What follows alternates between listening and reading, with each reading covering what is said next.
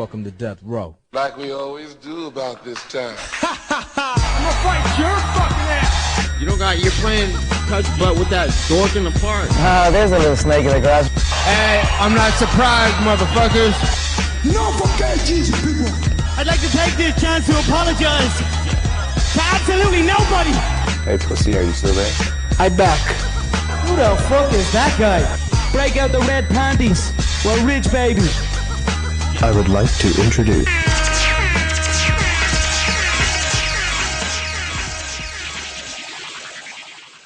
Welcome to the MMAforMoney show, episode 13. Yes, we're back with the normal cast. We had a little special interview show for you guys last week when I had to bow out. I apologize for that, but you know what? It was a great show. You got great insight onto some boxing and MMA greats, and Mike just told me before this, the official, Mike, actually, you know more about that, the full show that got released with Jorge Masvidal. Just give them a plug now so they get that info. Yeah, you can go to at Dank City on YouTube and go follow them, and you can see all the Andy Ruiz stuff, and then also the George Masvidal special interview that we talked about. Now that voice was right there was Mike Copenhaver at Don't Cope Just Win on Twitter. He's also one of the masterminds behind the main Twitter handle, the MMAforMoney team handle, where we share the show, anyone else's bets from the site, and just all around great information. I am Bob Voss at MMA State of Mind on Twitter, your friendly neighborhood garbage man, your favorite garbage man. Again, apologize for last week. Between picking up everyone else's extra trash and extra turkeys with the day behind, plus hosting Thanksgiving for the first time at our house, things got a little crazy, but you know what? We are back, and we still haven't missed a week, which I'm very happy with. So thanks, Mike, for sticking in there. This show is going to be a little bit different. As many of you know, we have been devoid of UFC fights. There has been none. There's been some Bellator, maybe a few other things around, but you know what? We finally have some UFC back, so we don't have a UFC show to review. We have one to preview and a few fight announcements and little news and notes we're going to get to. So we will throw you those news and notes, and then we're going to get into UFCDC. Okay. First of all, before I forget, I meant to say this on the last show, but I wasn't on the last show. Valor Bare Knuckle, all of the first events fight are now on their YouTube. If you want to check that out, if you look back on the shows, me and Mike very much enjoyed that first event by Kim Shamrock and all those guys over there. And also they announced that LeVar Johnson is going to come up and fight their champ Mark Godbeer at a January event. I can't remember if I've seen that they announced the official date yet, but as of a week or two ago, it was just in the month of January, so keep your eyes peeled for that. Now, biggest news in the UFC, biggest news in MMA over the last about week has been the official confirmation announcement as of Thanksgiving Day, basically, that Conor McGregor is coming back, long-awaited, at least long-awaited to MMA. He's fighting Cowboy Cerrone, which is the fight that Mike said should happen. It's happening. It's official. It's at 170. Now, I'm not going to pontificate why this fight is at 170, because to me, and I know Mike will agree here, it only makes sense for one reason. He's gunning for Jorge Masvidal, and if he beats Cowboy, which I think he likely will, but if he beats Cowboy, he is going to go right in there and challenge Jorge Masvidal for likely the biggest payday that he can get outside of a Khabib reach match, which he doesn't quite have a hope in.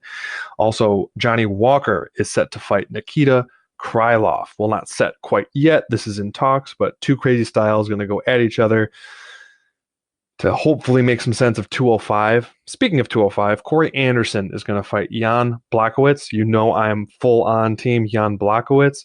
Corey Anderson is going to get welcome to the block party, and Jan Blachowicz is going to take him out. I don't even care if he's the underdog. He's been the underdog before.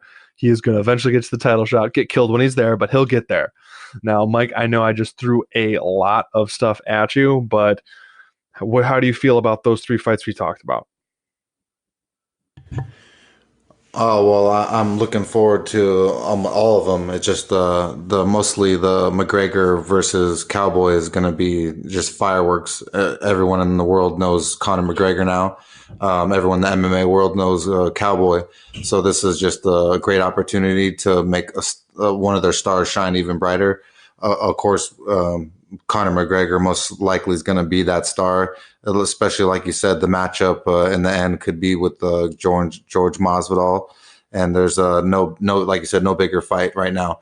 But I can't wait for that if that really happens. But we'll see if what happens after that. And then Johnny Walker and Krylov. That's going to be super exciting. Krylov has been a prospect for a while. He has never really came to fruition in what he should have done. He's kind of been a little bit of a disappointment. And then Johnny Walker has been a huge prospect for the UFC. They've been pushing. Of course, he lost recently to Corey Anderson, which is first loss as of yet in the UFC that matters. And so I still think that Johnny Walker has the higher ceiling. And then Jan on the block, man, I'm a big fan of him too. So I can't wait to see that matchup. And Corey Anderson, he deserves some respect as well. And I just can't wait to see these things go down. Now, I've had this long-held belief about Corey Anderson, and I want your opinion on it because I value your opinion. I think Corey Anderson could legitimately be the UFC champ if he had at least one of these two things, but ideally both of them, but at least one of the two. If he had a solid chin, which we know he doesn't have, and if he had a little bit more power in his hands. Now, how do you think about that? Think if you had Corey Anderson, but you gave Corey Anderson like a Mark Hunt style chin with all of the wrestling and improvements in his boxing that he's made. How do you think he would do? I mean, obviously I know the X factor is John Jones, but obviously his biggest glaring weakness, in my opinion, Corey Anderson, is his chin. And second is the fact that he doesn't have like tremendous power, given that he's a 205er. What are your thoughts? Yeah, if he could get his chin straight, it would be absolutely amazing. He has a ton of skill, athleticism, and he's got hard work and determination to back it, which is I think his best asset. So I think that if he could just inherit that, or if he took some performance enhancing drugs like some of the OGs did, we would see a whole different beast come out of Corey Anderson. So I like the kid. So I'm a fan. I can't wait to see this fight go down because I think this is going to be a great fight because Jan is not going to mess around. Now, I know I'm kind of going forward and back. I threw a lot at you, and now I'm going back over some of these fights just because the more stuff's coming in my head as it's going on. I guess I should have digested this a little bit better. But what's your initial take? Because we've done this a few times with fights in the past. What's your initial take on Conor McGregor versus Cowboy? How do you see it going? Obviously, we're not going to hold you to this. When the fight actually happens, we'll give full breakdowns, but just like flat off the top of your head, how do you see that fight going? I think that McGregor has learned so much striking and boxing and can utilize the movement and hit Cowboy in his body where he's weakest. I've always said that Cowboy's biggest weakness is his body. He cannot handle body shots. I believe that Conor McGregor has learned enough from the McGregor bout to literally just put a schooling on Cowboy in a boxing match. So I think that Conor McGregor is going to school Cowboy. Yeah, I'm going to have to agree there. With those body kicks he's throw, that's a very good point. And there's a reason Conor has been going for this fight. Conor McGregor is one of the fastest starters in the lightweight division. Totally disregard the fact that this is at welterweight because these are two lightweights. Conor McGregor is a super fast starter. He's a southpaw. And he goes to the body. And he's great at the counter. Cowboy's go-to losing style is against someone who will attack him in the first round, is a southpaw, and will go to the body. If you go to all of his biggest defeats, that's what it was. Now, at 170, will that help Cowboy's chin? I don't know, because he's got hellaciously beaten the last two fights. But yeah, I definitely see him out at some point. But I mean, kudos to him. He got the big fight. And I guarantee you in the main event, he's worked out some out. He's getting some from pay-per-view points or an extra boost. And this is his championship fight. But what people don't understand is getting to this fight is his championship fight. He's probably not going to make much more with a win here. Like, this is the championship fight. He got here. He got this fight. He's set. Winning the fight, I don't necessarily think he has that type of motivation in him. Obviously, this all might change come fight time. We got about 6 weeks till that happens. But again, I'm sorry that we digressed. Moving on. UFC DC. We have been completely without UFC for about 3 weeks now. And finally, we're going back to UFC DC. I'm sorry. I just think that they should have done everything comic book theme, given that it's DC. But that's my nerd coming out on there for this fight poster and all that kind of stuff, even though they were with ESPN, who's owned by Disney, who also owned Marvel. But beside the point, Thiago Pitbull Alves, one of the OGs, is fighting one of the other, I would say one of the other OGs, just not as popular of one, in Tim Means. Thiago Alves is plus 225. He's fighting Tim Means at minus 265. When I heard first about this fight, I was so excited and utterly planned to bet on the Dirty Bird himself, Tim Means. He's just more with it. He's more violent. His clinch is nasty. He puts combinations together great, but he's minus 65. Super steep for me. My pick will be Means. I just don't think Alves has ever been the same since his botched 155 weight cut that just did so bad. And I just think Means is tougher and he just has the better clinch. And that's just where he's going to light Alves up. Mike, how do you feel about the Pitbull versus the Dirty Bird? I think that Alves is washed up and really doesn't have anything to offer. I think, like you said, Tim Means' clinch is really mean. And I think that he's going to do most of his damage there, and he will do his damage there. I can't say off the top of my head who Alves has been controlled in the clinch by before, but I have memories of him being controlled vividly by someone and someone laying in some damage to him. So I would say Tim Means is going to win this fight, and I'd say by finish.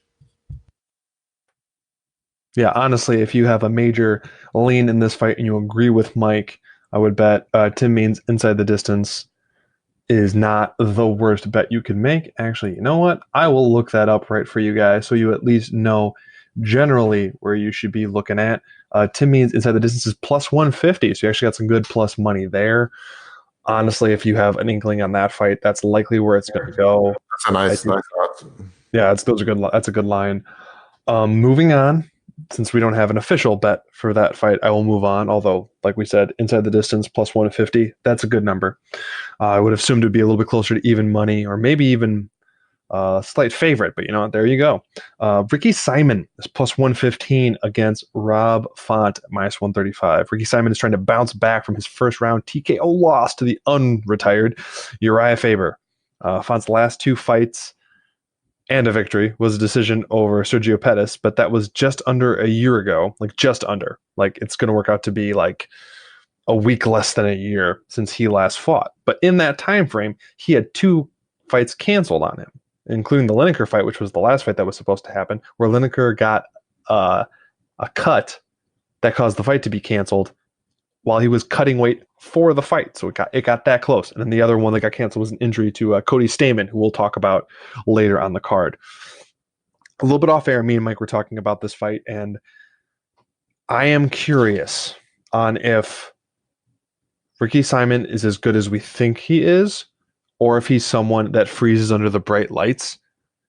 First co-main event, going up big against Uriah Faber, and he went out. Did he get hit perfect, or did he just freeze up being in his first big spot? The bounce back fight is always what's to tell. And Mike knows I like to stay away from fighters after getting one-shotted or taken out, especially if it's the first time it's happened to them, especially if it's early on in a fight, and just to see how they bounce back from it. Like certain fighters who have been knocked out in the past, you see how they come back from fights. Typically, it's a little more conservative the next fight out, and if they do that, they can find their way to victory. I don't know what Ricky Simon's going to do. In general, I think Rob Font has better boxing, the straight boxing. I think he mixes everything together well. I think he has a new lease on life and is chomping at the bit to get some fights. So he's all for it here. I am leaning Rob Font. I'll say I pick him. I have no bet on this fight. Mike, how are you feeling about Ricky Simon versus Rob Font.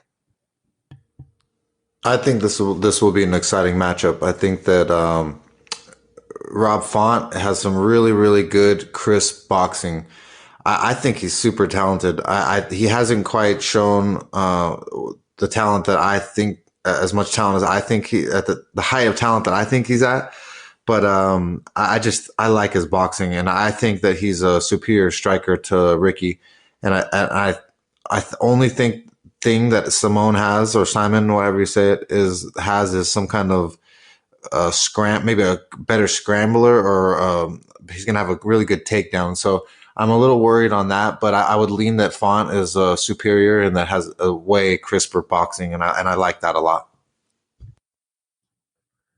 Do you think Rob Font has a chance to knock down Ricky Simon so his mullet lays flat on the canvas and he looks up at the lights? Oh, definitely. That's the type of talent that I think Rob Font has. I think that he has a really good left hand, and it's just boxing is super crisp. So he's got power in both. So I think he could easily lay out this kid, but we just don't know what he's got because we've only seen him get laid out once.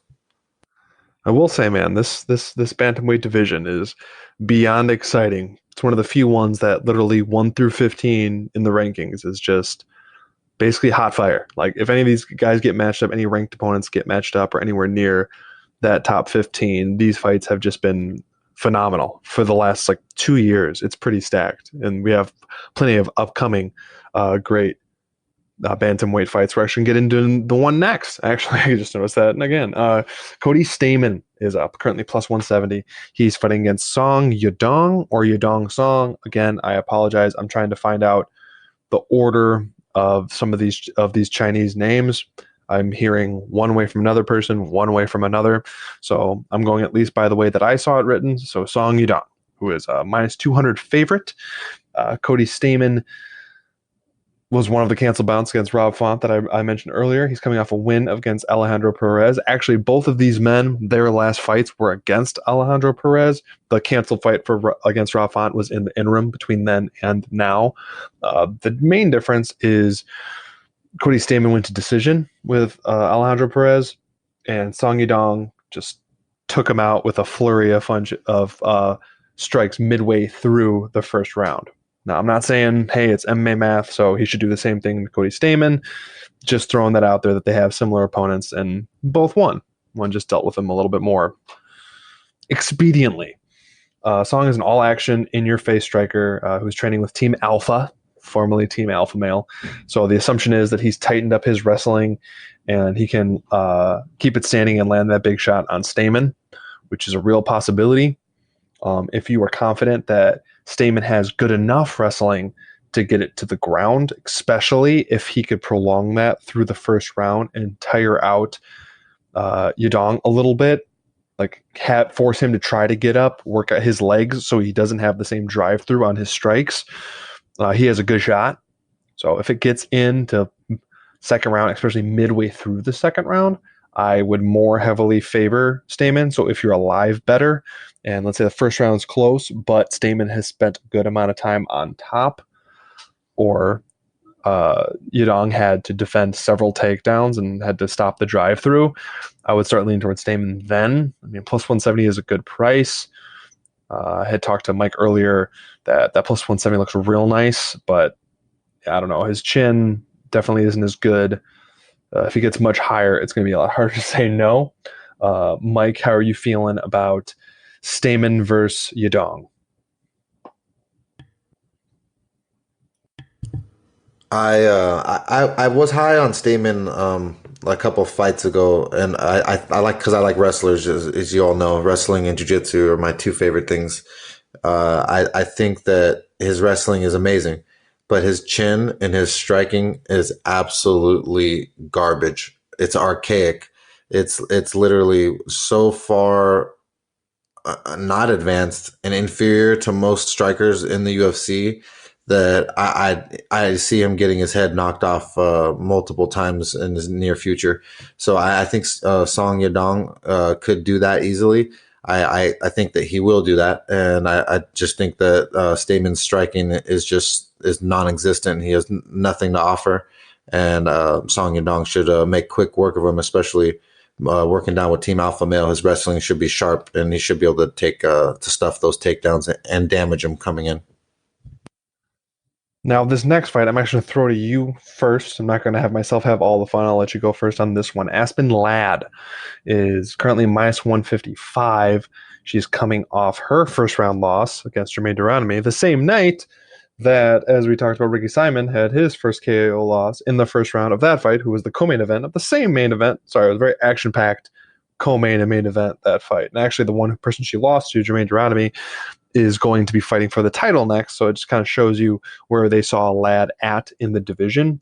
Super young, 24, seems to have her weight under control, given news reports out there. Everyone remembers the shaky scale weigh-in for the last fight. She seems to be in much better spirits and in much better shape going into this one. She's fighting against Yana Kunitskaya, who's on a 2-fight win streak in the UFC. She debuted in the UFC against the great Chris Cyborg, which didn't exactly go her way. Kind of got demolished in there, but obviously Chris Cyborg was fairly well above most everyone in the division. She's a former Invicta fighter and has fought some relatively big names, or at least kind of some stalwarts in the division. So, Mike, how do you feel about this possible contender or soon-to-be contender fight? Well, as you know, we're super high on Aspen Ladd, and as she got beat down by Jermaine Durandamy. So I don't know what girl showed up that day, but it wasn't one worth betting on. I think she had some mental problems, some weight issues, whatever was going on was a real thing. I think that she has way more skill than this Yana chick, that if she can get her down on the ground where she's better, she can take this girl's back and also lay some damage. So I think that Aspen Ladd, this is a bounce back fight where she can recover from someone who is not as deadly as GDR. I'm going to agree with you there. Do you think Aspen Ladd is going to take this fight? She still has such a high ceiling for this division. I mean, given how young she is, it's the strange thing about bantamweight. It seems like bantamweight is the old lady division for the most part. It's like most people that have a relatively big name in this division are in their mid 30s or older. They're all aging out. This is one of the few legit, you can't even call her a prospect anymore. It's almost given with how high she is in the division, but yeah, prospect, because she's 24, man. She's going to get better. She's at that perfect age for it. And yeah, probably eventually she'll have to bump up to featherweight, provided that's still a division in the UFC for women. I think she's going to get this fight. I think she's going to get it down. I think she's going to get a ground and pound victory at some point, and you can't go against her too bad for the loss against GDR, because I don't know what it is about her, but she is just, I don't know, some type of black magic against so many great MMA fighters. Like, she beat Holly Holm. Granted, I don't think she beat Holly Holm, but the judges did, so she did, and took out Aspen Ladd. And I mean, I wouldn't be surprised if flukes happened and she took out Amanda Nunes. It's like, she's just that good of a striker, and she knows to find her shot. And if you give her a shot, she's going to take it. Going to the Holly Holm fight, whether it be before the bell or after the bell. So yeah, I'm with you on Aspen Ladd. Minus 155. I do not have a bet on Aspen Ladd. I'm making that clear right now, but this is one of those that please keep an eye on Twitter, because if she dips much lower, well, here you go. She just dropped down to minus 150. If she gets lower, that might end up being a bet for me. I'm that confident in her. But again, like as I said against the Ricky Simon fight, I do not always like betting fighters coming off their first KO loss, let alone a one shot like she did. I mean, I guess she didn't take a ton of damage, and I don't think Kunitskaya has the type of power to take out Aspen Ladd, but you still got to be a little worried there. So that's why I'm trying to be safe. If this is normal Aspen Ladd, I would bet her all the way up to probably minus 200, but I'm kind of trying to remain conservative. And if she goes probably under if she gets like minus 135, 130, or really anything lower than that, I will likely have a bet on her come fight time. So like I said, keep an eye on Twitter. We all try to tweet out each other's stuff, so you all have a chance to see it. Now, in a sad fight. I'm saying it's a sad fight because this is one of those heavyweight fights that, man, there's a good chance it could be really, really bad. Like, if this goes past the 3-minute mark of the first round, there's a really, really good chance this could be bad. I'm going to set the plate for this one, and again, I'm going to throw this one to Mike, and then I'll finish it off before we go on to the co-main event. Ben Rothwell, former IFL champion, former Affliction fighter, Ben Rothwell, minus 140, is fighting recently unretired, although only recently retired, Stefan Struve, plus 120, the skyscraper, the crazy tall Dutch guy that doesn't know how to use his reach, who has the same reach as John Jones, but is like 7 inches taller. They're fighting. And Ben Rothwell is coming not too far from his USADA suspension, where he was off for 2 years. He has fought since, but he just has looked so slow. And Struve is back from his short-lived MMA retirements, because MMA retirements don't mean anything, apparently. Mike, are you for the steroid cheat, or are you for the couch potato, recently retired, unretired, crazy tall Dutchman? Well, let me tell you a story.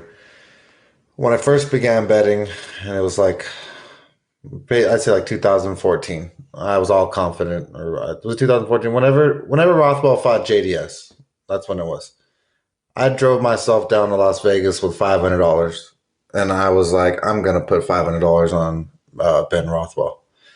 I even chose, it was on a Sunday, the event, so it was a weird timing.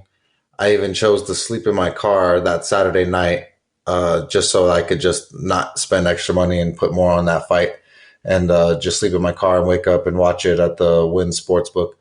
So I slept terribly in the rain over there in Vegas, where it barely rains, and woke up. Should have known that the rain was an omen that I was going to lose.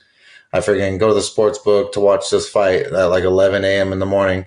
And mind you, I never, ever leave Vegas at 11 a.m. That is the stupidest thing you could possibly do. That's checkout time. That's a guaranteed 8-hour trip home. So I go there, watch the fight. JDS whoops fucking Rothwell's ass, somehow running around the ring, Mayweather style, and I lose my ass, dude. And I'm so pissed. So I have to drive home now, no money, really. And now I got an 8-hour trip that's usually 4. So I absolutely hate Ben Rothwell. I really don't use that word very often, but I hate him. He's on the list. He's on the hit list. He's on the I absolutely will never bet list.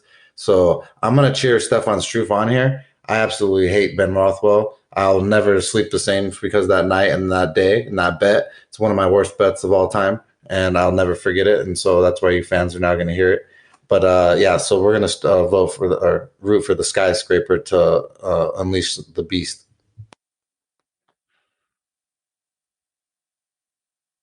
Honestly, I don't necessarily have anything against Ben Rothwell other than his terrible recent fights that I thought he was going to win, and even one that I thought he did win, and I bet on him, and they still didn't give me the win. Either way, I want Stefan Struve.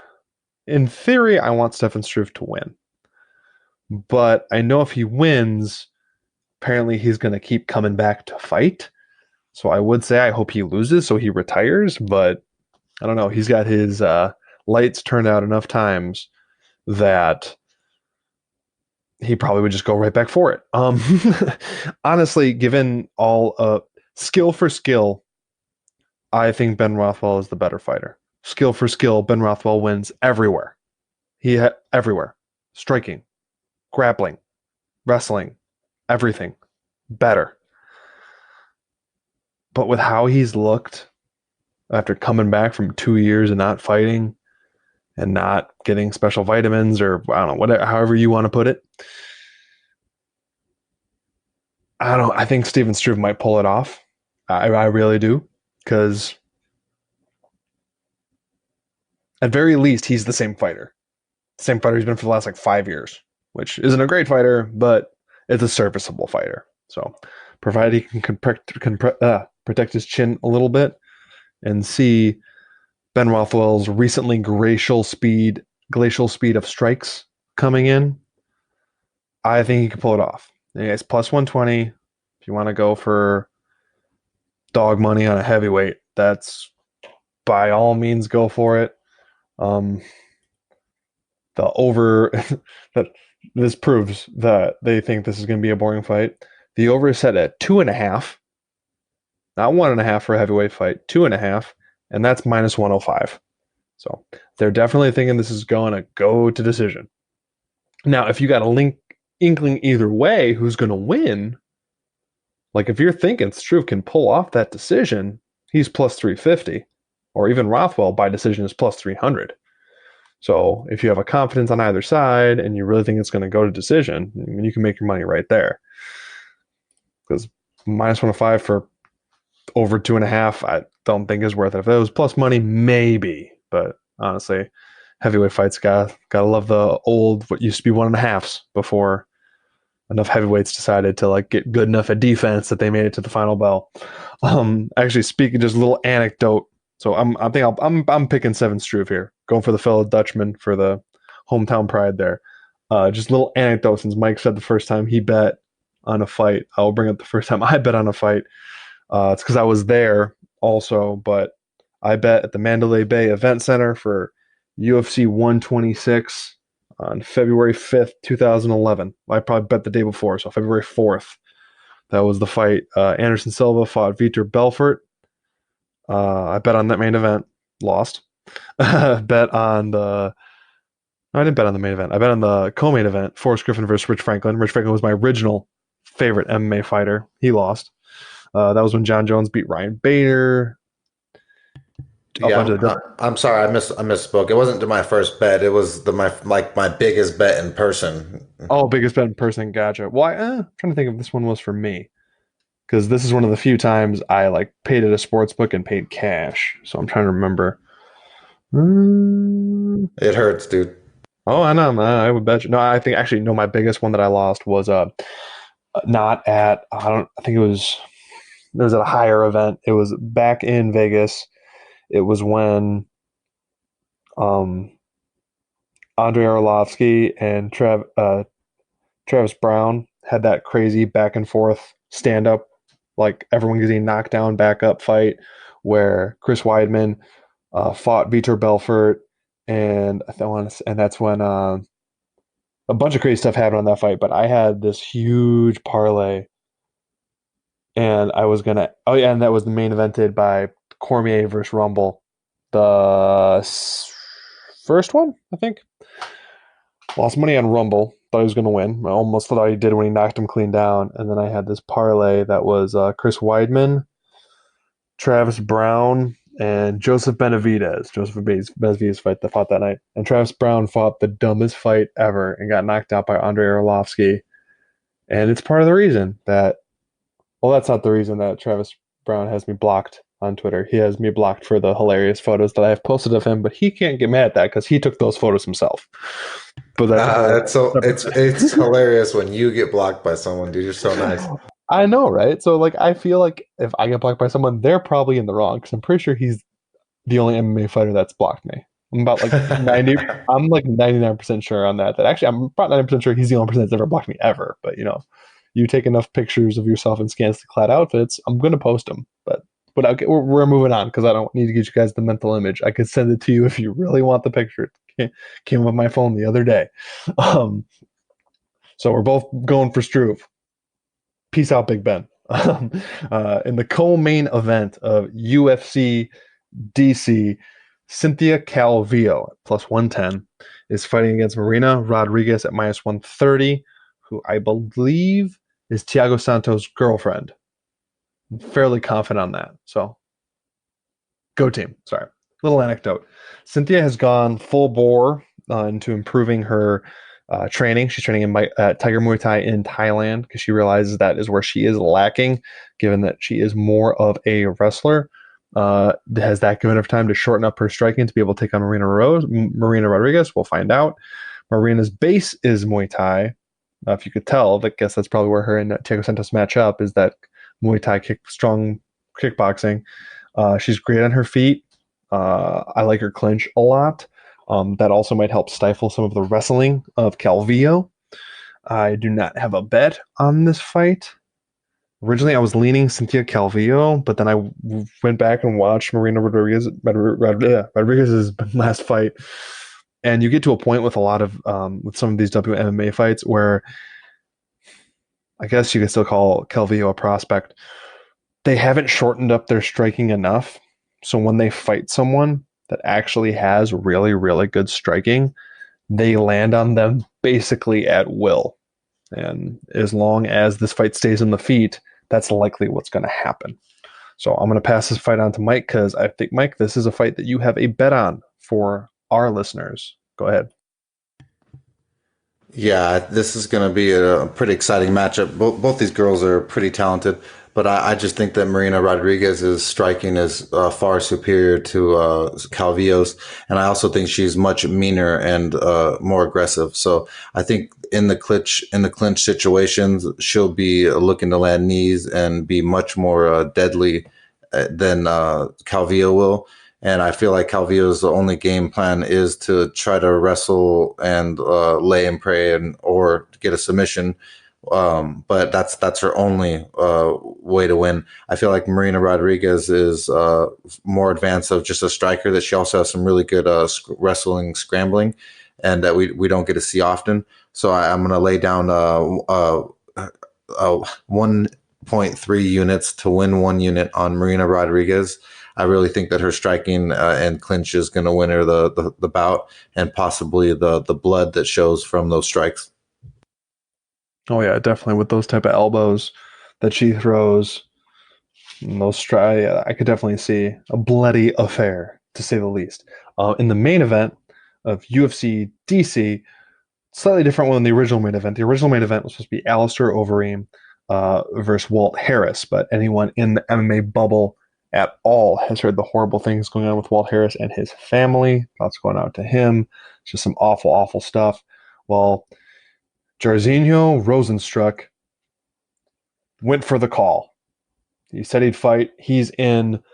He was coming off a win, first round win over Andrei Arlovsky, which happened, well, a month ago right now. So by the time they fight, I believe it will end up being 5 weeks since that win. But since it happened so fast and he didn't take any damage, he's just going right back in it. Alistair Overeem is minus 120. Jairzinho Rozenstruik is plus 100. One thing I want to put out there, I've heard a lot of people pushing for Rozenstruik. He's the new hot prospect in a division where everyone's singing his praises because he has 2 quick finishes, 3 finishes collectively in as many UFC fights. And he's definitely on the cusp of people really pushing for him. But I want to remind everyone to not forget when he fought Junior Albini, Mr. Diaper Baby himself, and got taken down and controlled on the ground for large portions of the first fight, and even had his back taken for a little bit before he eventually got up. He eventually got the finish in the second round, but not too many remember how bad he actually looked in that first round when it got to the ground. When you're fast, you're athletic, and you have some power, it's easy to look good in the heavyweight division before you find someone that could really take you down and control you. Now, let's not forget, Alistair Overeem is a pretty good wrestler for someone who wasn't born to it and didn't do it his whole life. He has always had good grappling with jiu-jitsu and having a great guillotine and all that kind of stuff. Doesn't always show itself, but this new Overeem, this new protect my chin Overeem, play it safe till I find the finish Overeem, I can just see him getting this fight to the ground and laying down some vicious ground and pound and possibly a submission, but likely a ground and pound finish. It might be horrendously boring until that, but I do think he's going to get the finish. This is a 5-round fight.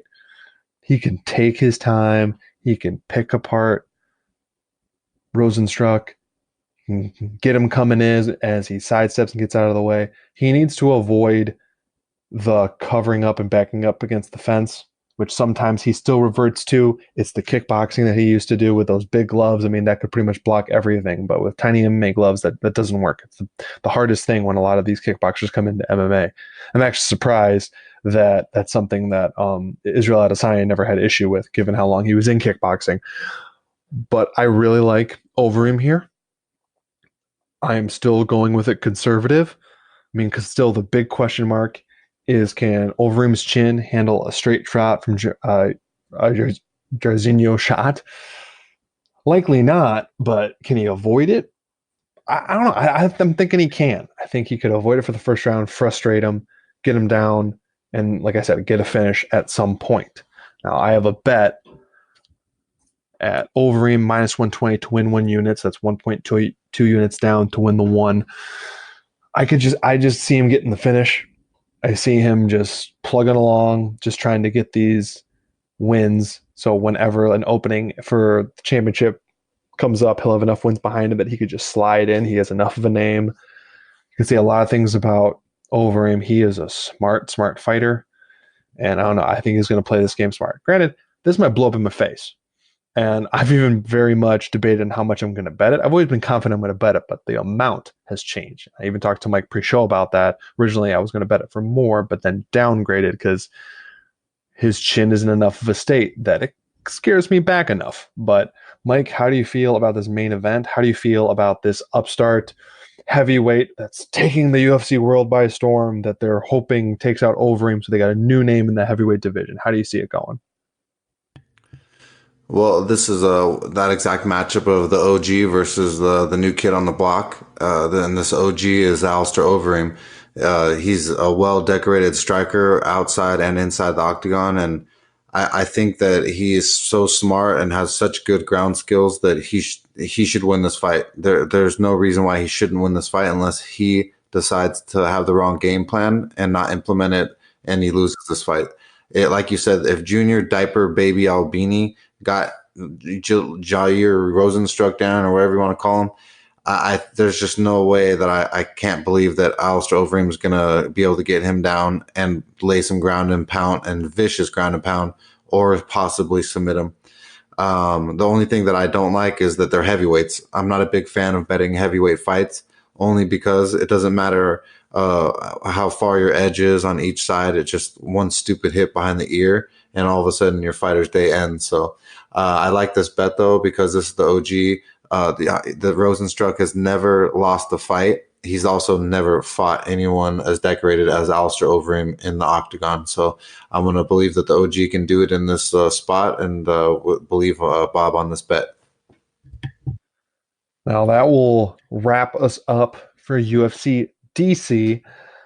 Quick review. Obviously, I know it was the co-main event and main event, so you might have not forgotten, but we have 2 bets so far on this fight. Keep an eye on the Twitter if there's going to be more, but 2 official ones for this podcast. We have 1 bet on Marina Rodriguez to win 1 unit. She is minus 130. We have another one on Overeem to win 1 unit at minus 120. We are currently minus 1.75 units to date, which we will likely cancel out, and if not, get into the plus after these 2 bets. And we get to look forward to UFC 245, possibly the most stacked fight the UFC has put on since the watering down of all pay-per-view cards. This one is like going back to how things used to be, man.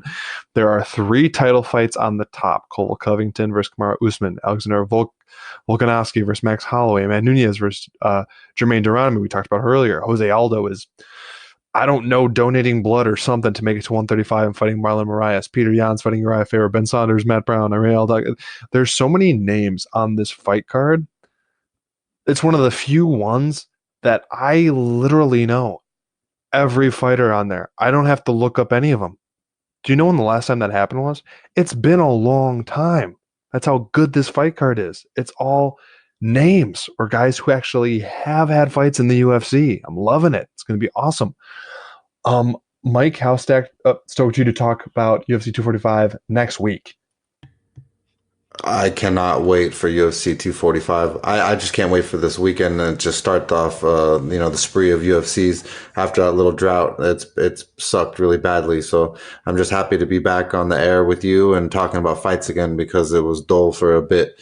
But this UFCs are going to make up for it because, like you said, next weekend we got Usman versus Covington. And it is going to be insane. There's going to be drama. There's going to be all kinds of things. You definitely want to watch the weigh-ins and everything leading up because I can feel something being. They're definitely going to do some kind of incident or something. I could see it. This next week and the UFC card then, this is the fight card that you invite your friends to. You invite them over to see when you want to make new fans. I'm not saying the main event is going to be super entertaining. I'm not, because it might not be. But guaranteed on this fight card, it has some crazy, violent, and exciting fights. Jeff Neal is fighting Mike Perry. That's an actual fight that's happening. Ben Saunders is fighting Matt Brown. That might not be as exciting, but Saunders doesn't have a chin anymore. We're going to probably get a finish in that one. Jose Aldo is a corpse and fighting Marlon Moraes, both finishers. Like, it's going to be exciting. Like, other than, like, there's a chance the main event that might not be exciting. And Jessica I is fighting further on the card, so that might not be exciting. But basically every other fight on this card is going to be great. This is the one you invite friends over, you get food, you spend the whole time there. Now, I'm excited to talk to you guys about that next week. I'm gushing a little bit. Honestly, I wish the UFC would plan it out like we have 3 weeks off, and then this happens. Because you can't imagine how much everybody would just be frothing at the mouth after a long break like that. We would get a crazy pay-per-view like this. I mean, UFC DC is good, but UFC 245 is amazing. So get excited for that. We're going to talk about that next week. We already talked about the bets. Keep an eye on the Twitter account, eye on everything else. Please, before I forget, rate, review, and subscribe. We're back on iTunes in a big way. We're still on YouTube. We're on Spotify, Podcast Addict, anything that you can think of where you want to listen to us, we're there. We're going to still be there. We're going to keep putting out great stuff for you guys. So, Mike, thank you for talking fights with me, man. Have a great week.